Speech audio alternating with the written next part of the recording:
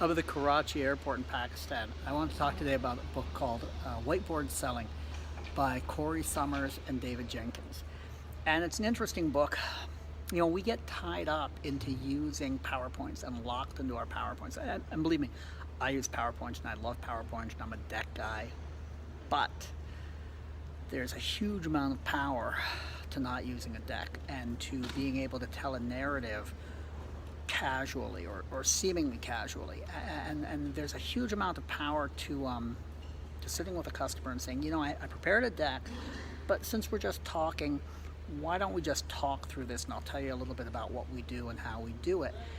And there's always stuff that you want to make visual, and I'm not a good artist. I don't know how to draw. Whiteboard selling is sort of about how to use a whiteboard to draw out ideas in the same way you might with a PowerPoint, but I think there's a power to making it seem informal, casual, almost unplanned. It's a way to plan to seem unplanned when you're presenting to a customer. And I like to carry a portable whiteboard with me with erasable markers in my bag. It's, you know, 18 inches by 18 inches more or less, and it really helps. But a lot of people have whiteboards around, or you grab a piece of paper.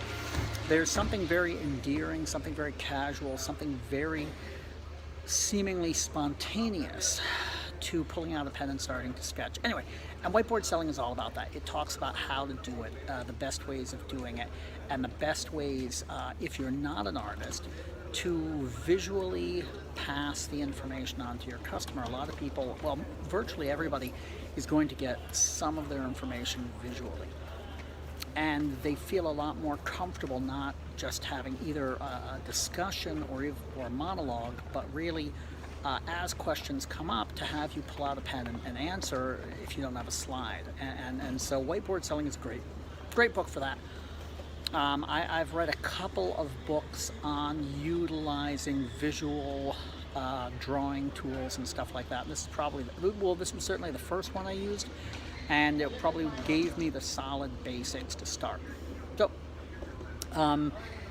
good for a sales manager because it's something you can pass on to your team or curate for your team, but very good for an individual contributor who wants to up their game, especially if a lot of your selling is going to take place to small groups as opposed to, you know, the more formal PowerPoint type setting, or if you want to push it in that direction towards getting away from being too reliant on your desk.